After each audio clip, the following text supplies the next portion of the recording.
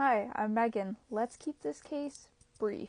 It seems like people really like Crim Pro, so let's keep it going with Florida versus Jardines.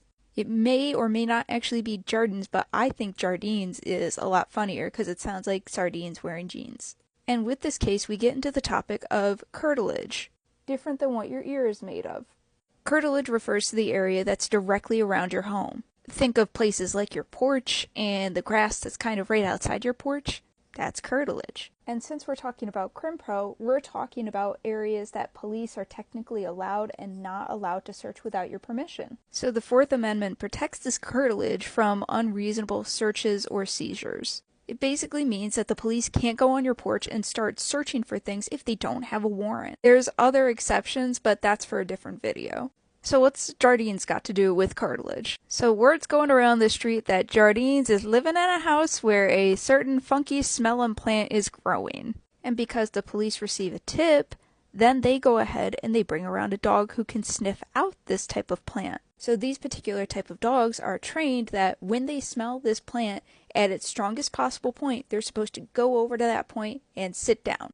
Now, good boy. Here's the thing. The dog is actually really a good boy because it smells that particular plant and it goes and sits just as it was trained to do right on Jardines' porch. The police know exactly what that means. They go and obtain a warrant, they search the house, and they find the plant. And so when this all goes to court, Jardines looks at the judge and he says, technically, this shouldn't have been allowed. The dog being on my porch constituted an unreasonable search. The dog is on my curtilage. And he's just doing his job. And then the question that we have here is, can you use a dog to investigate the insides of a home, even if it's from the outside?